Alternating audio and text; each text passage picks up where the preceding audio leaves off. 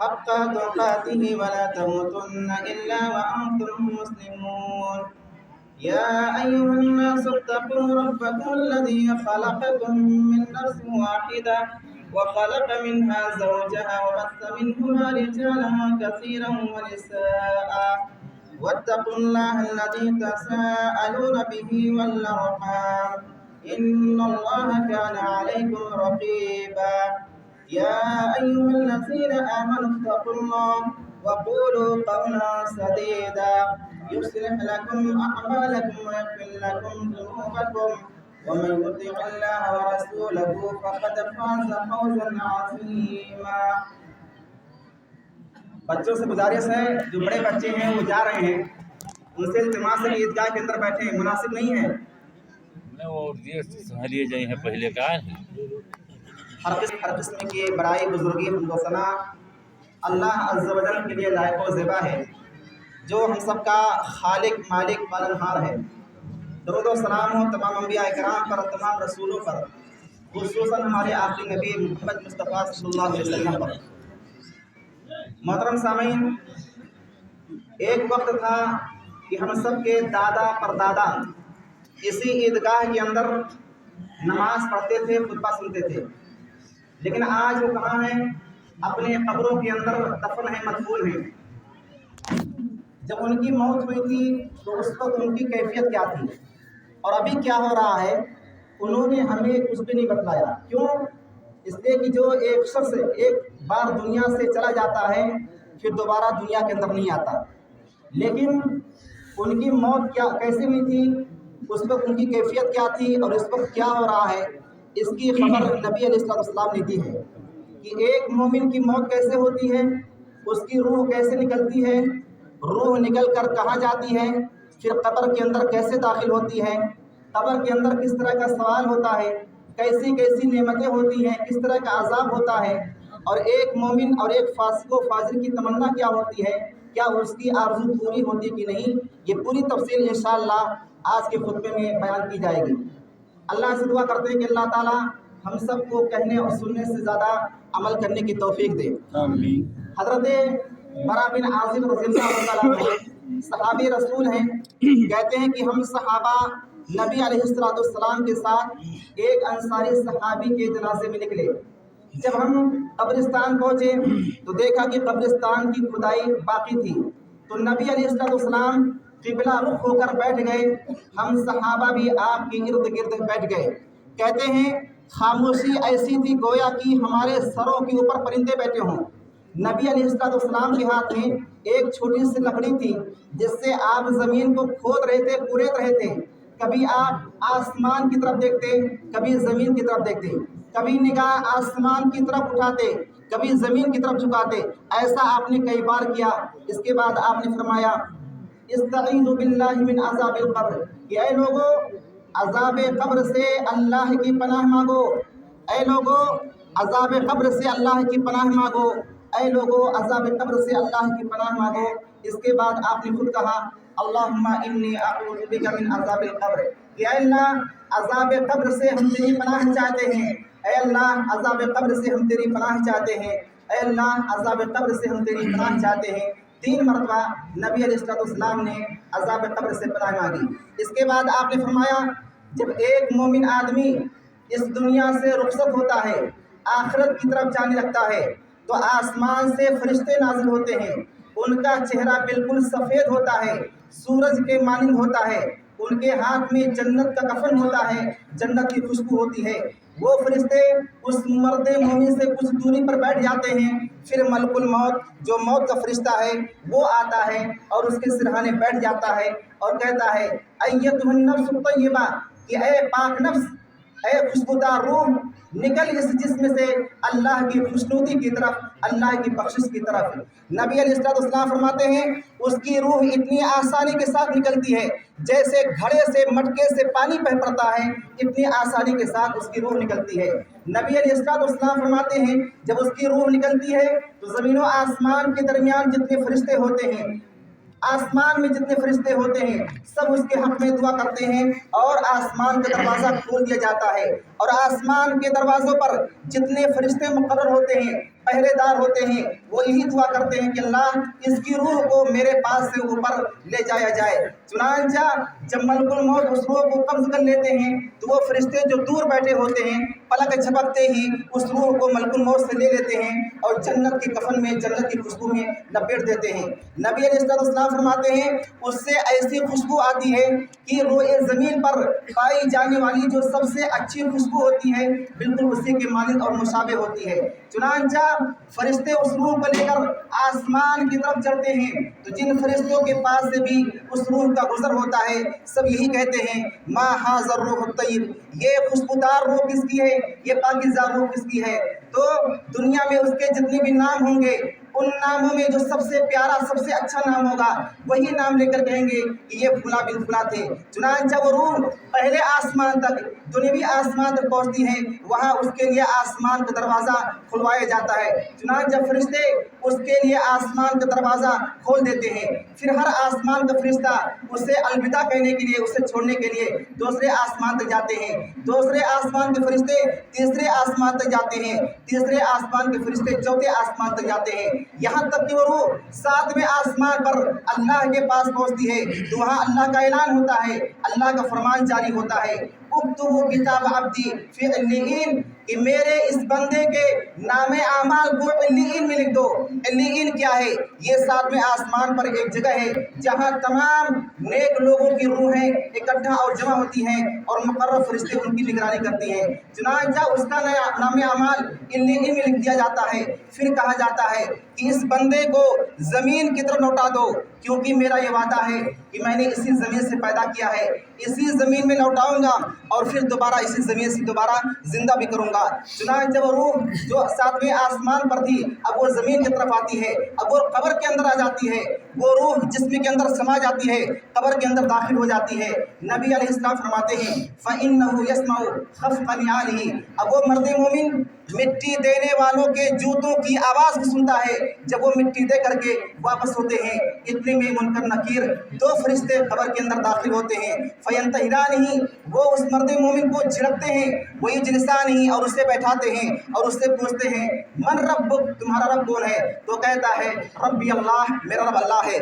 पूछते हैं मा दीनुक, तुम्हारा दीन क्या है? कहता है दीन इस्लाम, मेरा दीन इस्लाम है। कहते हैं मा हाज़र रजुल अल्लज़ी बुइसा फ़ीकुम, उस आदमी के बारे में तुम क्या कहते हो जो तुम्हारे पास भेजे गए थे? वो मोमिन कहेगा हुआ रसूलुल्लाह सल्लल्लाहु अलैहि वसल्लम, वो तो अल्लाह के रसूल सल्लल्लाहु अलैहि वसल्लम थे। फिर पूछते हैं वमा अमलुक, तुम्हारा अमल कैसा था, तुम क्या करते थे? तो कहेगा क़राअतु किताब अल्लाह फ़अमनतु, मैंने कुरान मजीद को पढ़ा, उसके ऊपर ईमान लाया, उसकी बातों को सच माना। नबी अलैहिस्सलाम फरमाते हैं ये आखिरी इम्तिहान होगा, आखिरी आजमाइश होगी एक मोमिन के लिए जहाँ अल्लाह ताला उसे कब्र के अंदर साबित रखेगा। चुनांचा जब वो मोमिन कहेगा मेरा रब अल्लाह है, मेरा दीन इस्लाम है, मेरे नबी मोहम्मद सल्लल्लाहु अलैहि वसल्लम है, फ़युनादी मुनादी फिस समा, आसमान से आवाज़ आएगी कि अनसदक अब्दी, मेरे बंदे ने सच कहा है, फ़ाफ़रिशूहु लहू मिनल जन्ना, इसके लिए जन्नत का बिस्तर लगा दो, इसे जन्नत के लिबास पहना दो, वफ़्तहू लहू बाबरिल जन्ना, और इसके लिए जन्नत का दरवाज़ा खोल दो। चुनांचा नबी अलैहिस्सलाम फरमाते हैं कि जहाँ तक उस मर्द मोमिन की निगाह पहुँचती है कब्र के अंदर हरियालियों से सब्जियों से भर जाती है, जहाँ तक निगाह पहुँचती है अंदर अंदर कुशादा हो जाती है। इसके बाद क्या होता है? नबी अलैहिस्सलाम फरमाते हैं कि एक हसीन व जमील खूबसूरत नौजवान जिसका कपड़ा खूबसूरत होता है, जिससे अच्छी खुशबू आ रही होती है, वो कब्र के अंदर ज़ाहिर होता है और कहता है अबशिर बिल्लज़ी यसुर्रुक, तुम्हारे लिए खुशखबरी है, तुम्हारे लिए बशारत है। तो ये कहेगा यही वो दिन है जिसका तुमसे वादा किया जा रहा था। तो ये मर्द मोमिन कहेगा आप कौन हैं? अल्लाह आपको खुश रखे, मैं नहीं पहचानता। हाँ, आपके चेहरे से तो ये लगता है कि आप मेरे पास खुशखबरी लेकर आए हैं। तो वो कहेगा अना अमलुकुस सालिह, मैं तुम्हारा नेक अमल था।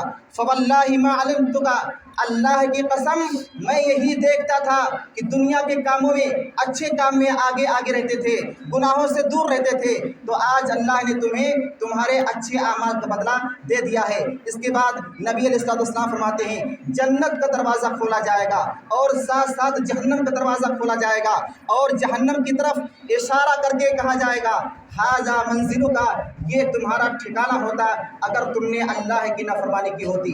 تو اللہ نے اس جہنم کو جنت سے بدل دیا ہے۔ چنانچہ جب وہ جنت کو دیکھے گا، اس کی نعمتوں کو دیکھے گا تو کہے گا ربی عجل قیام الساعہ، اللہ جلدی سے قیامت قائم کر دے، کیما ارجعو الی اہلی و مالی، تاکہ میں جلدی سے اپنے گھر والوں کے پاس جا سکوں۔ کہا جائے گا اس کو نہیں، یہیں پر ٹھہرے رہو۔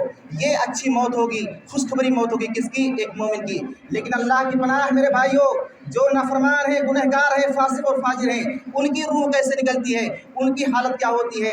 نبی علیہ السلام فرماتے ہیں کہ جب ایک کافر، فاسق، فاجر، گنہگار شخص اس دنیا سے رخصت ہوتا ہے، آخرت کی طرف جانے لگتا ہے، تو آسمان سے فرشتے نازل ہوتے ہیں جن کا چہرہ بالکل سیاہ اور کالا ہوتا ہے اور وہ سخت ہوتے ہیں اور ان کے ہاتھ میں جہنم کا ٹاٹ ہوتا ہے۔ وہ آتے ہیں تو اس آدمی سے کچھ دوری کے فاصلے پر بیٹھ جاتے ہیں، پھر ملک الموت آتے ہیں اور اس کے سرہانے بیٹھتے ہیں اور کہتے ہیں ایتھا النفس الطیبہ، اے بدبخت نفس، اے بدبودار روح، اخرجی الی سخط من اللہ وغضب، نکل اس جسم سے اللہ کی ناراضگی کی طرف، اللہ کے غصے کی طرف۔ نبی علیہ السلام فرماتے ہیں اس کی روح بھاگتی ہے، چھپتی ہے جسم کے اندر، لیکن ملک الموت جبراً اسے کھینچتے ہیں، سختی کے ساتھ کھینچتے ہیں، یہاں تک کہ اس کی رگیں اور پٹھے پھٹ جاتے ہیں۔ نبی علیہ السلام فرماتے ہیں جس وقت اس کی روح نکلتی ہے، زمین و آسمان کے درمیان جتنے فرشتے ہوتے ہیں، آسمان میں جتنے فرشتے ہوتے ہیں، سب اس کے حق میں بد دعا کرتے ہیں، لعنت ملامت کرتے ہیں، اور آسمان کے تمام دروازے بند کر دیے جاتے ہیں، اور آسمان کے دروازوں پر جتنے فرشتے مقرر ہوتے ہیں، پہرا دیتے ہیں، سب اللہ سے دعا کرتے ہیں کہ اللہ اس کی روح کو میرے پاس سے اوپر نہ لے جایا جائے۔ چنانچہ جب ملک الموت اس روح کو قبض کرتے ہیں تو وہ فرشتے جو دور بیٹھے ہوتے ہیں، جن کا چہرہ کالا ہوتا ہے، سیاہ ہوتا ہے، جن کے ہاتھ میں جہنم کا ٹاٹ ہوتا ہے، پلک جھپکتے ہی ملک الموت سے اس روح کو لے لیتے ہیں اور جہنم کی ٹاٹ میں لپیٹ دیتے ہیں۔ کہتے ہیں اس سے ایسی بدبو آتی ہے کہ روئے زمین پر پائی جانے والی جو سب سے خطرناک بدبو ہوتی ہے اسے کے بالکل مانند اور مشابہ ہوتی ہے۔ چنانچہ فرشتے لے کر کے اس روح کو آسمان کی طرف چڑھتے ہیں، جن فرشتوں کے پاس سے اس کا گزر ہوتا ہے سب یہی کہتے ہیں ما ھذا الروح الخبیث، یہ بدبودار روح کس کی ہے، یہ گندی روح کس کی ہے؟ تو کہتے ہیں دنیا میں اس کے جتنے بھی برے نام ہوں گے، ان ناموں میں جو سب سے برا نام ہوگا وہی لے کر کہیں گے یہ فلاں بن فلاں تھے۔ چنانچہ اس کی روح پہلے آسمان تک پہنچتی ہے، وہاں اس کے لیے آسمان کا دروازہ کھلوایا جاتا ہے، لیکن آسمان کے فرشتے اس روح کے لیے دروازہ نہیں کھولتے ہیں۔ نبی علیہ السلام فرماتے ہیں کہ اللہ کا فرمان ہے لا تفتح لهم ابواب السماء ولا يدخلون الجنہ حتى يلج الجمل في سم الخياط، ان کے لیے آسمان کا دروازہ نہیں کھولا جاتا ہے اور نہ ایسے لوگ جنت میں داخل ہوں یہاں تک کہ ایک اونٹ سوئی کے سوراخ میں داخل ہو جائے۔ یعنی جس طرح سے یہ ناممکن ہے کہ ایک اونٹ سوئی کے سوراخ میں داخل ہو، ایسے یہ بھی ناممکن ہوگا کہ ان کے لیے آسمان کا دروازہ کھولا جائے یا وہ جنت میں داخل ہوں۔ چنانچہ اللہ تعالیٰ کا فرمان ہوگا اکتبوا کتابہ فی السجین، اس کا نام اعمال سجین میں لکھ دو۔ سجین کیا ہے؟ یہ زمین کے سب سے نچلے حصے میں ایک جگہ ہے جہاں فاسقوں، فاجروں، کافروں، منافقوں، گنہگاروں کی روحیں اکٹھا اور جمع ہوتی ہیں۔ چنانچہ پھر کہا جاتا ہے اس بندے کو زمین کی طرف لوٹا دو، زمین میں واپس کر دو، کیونکہ میرا وعدہ ہے کہ میں نے اسی زمین سے پیدا کیا ہے، اسی زمین میں لوٹاؤں گا اور دوبارہ اسی زمین سے اٹھاؤں گا بھی۔ چنانچہ اس کی روح وہی آسمان سے اٹھا کر پھینک دی جاتی ہے اور وہ آ کر کے قبر کے اندر گرتی ہے۔ اب وہ قبر میں داخل ہو جاتی ہے، جسم کے اندر سما جاتی ہے۔ اب وہ بھی مٹی دینے والوں کے جوتوں کی آواز کو سنتا ہے جب لوگ مٹی دے کر کے واپس ہوتے ہیں۔ اتنے میں دو فرشتے منکر نکیر جن کا چہرہ بڑا ہی خوفناک ہوتا ہے قبر کے اندر داخل ہوتے ہیں، فینتہرانہ اسے جھڑکتے ہیں، ویجلسانہ اسے بیٹھاتے ہیں اور پوچھتے ہیں من ربک، تو کہتا ہے ہا لا ادری، ہائے افسوس مجھے کچھ نہیں معلوم۔ اور پوچھتے ہیں ما دینک، تمہارا دین کیا ہے؟ کہتا ہے کہ ہا لا ادری، ہائے افسوس مجھے نہیں معلوم۔ پوچھتے ہیں فما تقول فی ھذا الرجل الذی بعث فیکم، اس نبی کے بارے میں کیا جانتے ہو جو تمہارے پاس بھیجے گئے تھے؟ کہے گا ہا لا ادری، ہائے افسوس مجھے نہیں معلوم، کون تھے، کیوں آئے تھے، کچھ بھی پتہ نہیں ہے۔ نبی علیہ السلام فرماتے ہیں فیقال، کہا جائے گا لا دریت ولا تروت، نہ تو تم نے جاننے کی کوشش کی نہ قرآن مجید کی تلاوت کی۔ چنانچہ فیونادی منادٍ فی السماء، آسمان سے آواز آئے گی ان کذب، یہ بندہ جھوٹا ہے، اس کے لیے جہنم کا بستر لگا دو، جہنم کا دروازہ کھول دو۔ چنانچہ گرم ہوائیں، زہریلی ہوائیں آنا شروع ہو جائیں گی اور اس کے اوپر قبر تنگ ہو جائے گی، اتنا تنگ ہو جائے گی کہ دائیں پسلیاں بائیں میں اور بائیں پسلیاں دائیں میں گھس جائیں گی۔ اس کے بعد کیا ہوگا؟ نبی علیہ السلام فرماتے ہیں کہ ایک نہایت ہی بدبودار انسان، بدشکل انسان، بدصورت آدمی جس میں سے بدبو آ رہی ہوگی، کپڑے گندے ہوں گے، وہ قبر کے اندر ظاہر ہوگا اور کہے گا آج تمہارے لیے بری خبر ہے، بیڈ نیوز ہے۔ وہ کہے گا تم کون ہو؟ اللہ تمہیں خوش نہ رکھے، چہرے سے تو یہی معلوم ہوتا ہے کہ خوشخبری لے کر نہیں آئے ہو، بری خبر لے کر آئے ہو۔ تو کہے گا انا عملک الخبیث، میں تمہارا برا عمل ہوں۔ اللہ کی قسم یہی دیکھتا تھا، گناہوں میں برائیوں میں آگے آگے رہتے تھے، نیکیوں میں پیچھے رہتے تھے، تو آج اللہ نے تمہیں تمہارے اعمال کا بدلہ دے دیا ہے۔ اس کے بعد نبی علیہ السلام فرماتے ہیں اس کے اوپر ایک ایسا فرشتہ مسلط کیا جاتا ہے جو گونگا بھی ہوتا ہے، اندھا بھی ہوتا ہے، بہرا بھی ہوتا ہے، اور اس کے ہاتھ میں جو ہتھوڑا دیا جاتا ہے، نبی علیہ السلام فرماتے ہیں لو ضرب بہا جبل کان ترابا، اگر پہاڑ پر مار دیا جائے تو پہاڑ ریزہ ریزہ ہو جائے گا، مٹی مٹی ہو جائے گا۔ وہ گونگا بہرا اندھا فرشتہ اسی ہتھوڑے سے مارے گا، وہ مٹی ہو جائے گا، پھر اللہ تعالیٰ اسے زندہ کرے گا، پھر مارے گا، وہ ایسی چیخ مارے گا کہ اس چیخ کو انسان اور جنات کے علاوہ کائنات کی ہر مخلوق سنے گی۔ اس کے بعد جہنم کا دروازہ کھول دیا جائے گا، جہنم کا بستر لگا دیا جائے گا۔ جب وہ جہنم کو دیکھے گا، اس کے عذاب کو دیکھے گا، تو کیا کہے گا؟ ربی لا تقم الساعہ، اللہ کبھی بھی قیامت قائم نہ کرنا۔ یہ کیفیت اس کی ہوگی جو فاسق ہیں، فاجر ہیں، گنہگار ہیں۔ میرے بھائیوں، کون چاہے گا کہ ایسی موت ہو؟ ہر کسی کی یہی تمنا اور آرزو ہے کہ اس کی اچھی موت ہو، خوشخبری والی موت ہو۔ تو اگر چاہتے ہیں کہ اچھی موت ہو تو اس کے لیے قربانی دینی پڑے گی، مشقتیں اٹھانی پڑیں گی، پریشانیاں جھیلنی پڑے گی، اور سب سے بڑی قربانی کیا ہے میرے بھائیوں؟ نماز کی پابندی۔ سب سے بڑا ٹارگٹ، ہدف اور مقصد ہم سب کا کیا ہونا چاہیے؟ نماز، اس کے بغیر معافی نہیں ہے۔ یاد رکھیں یہی نماز ہر جگہ کام آئے گی۔ قیامت کے دن سب سے پہلے حساب و کتاب جس چیز کے بارے میں ہوگا اسی نماز کے بارے میں ہوگا۔ اگر نماز صحیح ہے تو انشاءاللہ باقی اعمال بھی صحیح ہوں گے، لیکن اگر اسی میں خرابی ہے، کمی ہے، کوتاہی ہے تو اس کے سارے اعمال برباد ہو جائیں گے۔ یہ حدیث کی بات ہے۔ اس لیے میرے بھائیوں، نماز کی پابندی کرو۔ جو لوگ نماز پڑھتے ہیں، نبی علیہ السلام فرماتے ہیں یہی نماز قیامت کے روز اس کے لیے نور ہوگا، دلیل ہوگی اور نجات کا سب سے بڑا ذریعہ ہوگی۔ لیکن جو بھائی نماز نہیں پڑھتے ہیں، سستی کرتے ہیں، کبھی پڑھا کبھی چھوڑ دیا، اللہ نہ کرے اگر بے نمازی کی حالت میں موت ہو گئی تو یاد رکھیے انجام بہت برا ہوگا۔ کیا فرمایا اللہ کے رسول صلی اللہ علیہ وسلم نے کہ اس کے لیے نہ تو نور ہوگا، نہ روشنی ہوگی، نہ دلیل ہوگی، بلکہ وہ کافروں مشرکوں کے صفوں میں کھڑا ہوگا۔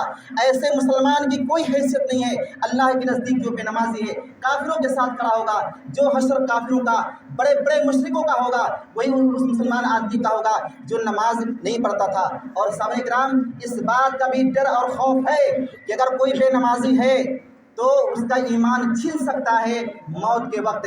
علامہ ابن قیم کہتے ہیں کہ ایک شخص مرنے کی بالکل قریب تھا، جاگنے کے عالم میں تھا، مرض الموت میں مبتلا تھا، گھر والے تلقین کر رہے ہیں کہ بیٹا لا الہ الا اللہ پڑھو، تو وہ کیا کہتا ہے؟ لا الہ الا اللہ مجھے کیا فائدہ دے گا؟ مجھے کچھ فائدہ نہیں دے گا، کیونکہ میں نے کبھی نماز پڑھی نہیں۔ کہتے ہیں بمشکل یہی الفاظ کا پایا تھا کہ اس کی روح نکل گئی، کلمے کی توفیق نہیں ہوئی۔ اس لیے اللہ کی بندو، نماز کو ہلکے میں مت لو، نماز بہت بڑا عمل ہے۔ اگر بے نمازی کی حالت میں وفات ہو گئی تو انجام اچھا نہیں ہوگا، اس لیے نماز کی پابندی ضرور کریں۔ دوسری چیز سامنے کرام، والدین کی خدمت۔ والدین کو خوش رکھو، ان کی اطاعت کرو۔ ایک صحابی آئے، کہا اللہ کے رسول مجھے جنت چاہیے، میں جہاد کرنا چاہتا ہوں۔ تو آپ نے کہا الکا والدان، ابو امی زندہ ہیں، ماں باپ زندہ ہیں؟ کہتے ہیں ہاں۔ تو آپ نے کہا فلزمہما، جاؤ ان کی خدمت کرو، ان کی خدمت کرو، انہیں خوش رکھو، ان کا خیال رکھو۔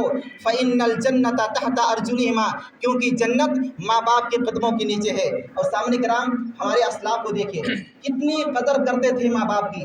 کہتے ہیں کہ اگر ماں باپ گھر کے نیچے ہوتے تھے تو ہمارے اسلاف چھتوں کے اوپر چڑھنا گوارا نہیں کرتے تھے، ماں باپ کی عزت و احترام میں یہ قدر تھی۔ اور ماں کے سامنے جب آتے تھے تو آواز اتنی پست ہوتی تھی کہ لوگ کہتے تھے ان کو کیا ہو گیا ہے، کیا بیمار ہے؟ کہتے نہیں جب یہ ماں کے پاس آتے ہیں تو ان کی آواز بالکل دھیمی ہو جاتی ہے، پست ہو جاتی ہے. اور اسلاف کا قول ہے میرے بھائیوں، اس سے سمجھے کہ ماں باپ کا مقام کیا ہے. کہا اگر کوئی شخص ماں باپ کے ساتھ بیٹھ کر کھانا بھی کھاتا ہے اور اس سے ماں باپ کو سکون ملتا ہے، ان کی آنکھوں کو ٹھنڈک ملتا ہے، تو یاد رکھو یہ عمل نفلی حج اور عمرے سے کہیں زیادہ ہے. یہ ہے ماں باپ کا مقام. اور سامنے کرام، ماں باپ کو تکلیف دینا، انہیں دکھ دینا تو دور کی بات ہے، ان کو پا کر ان کی خدمت نہ کرنا، ان کا خیال نہ رکھنا اتنا بڑا جرم ہے کہ جبریل علیہ السلام نے سخت پھٹکار لگائی ہے. کیا فرمایا؟ جو شخص اپنے ماں باپ میں سے کسی ایک کو پائے پھر ان کی خدمت نہ کرے، فمات ایسی اولاد مر جائے. سخت جملہ استعمال کیا جبریل نے، کہا فمات ایسی اولاد مر جائے، فدخل النار ایسی اولاد جہنم میں داخل ہو، فابعدہ اللہ ایسے شخص کو اپنی رحمت سے دور رکھے. اس لیے میرے بھائیوں، ماں باپ کو خوش رکھو اور اپنی آخرت بناؤ، جنت کماؤ. انہیں تکلیف دے کر، انہیں ٹھوکر دے کر کے اپنی آخرت برباد مت کرو، جہنم مت خریدو.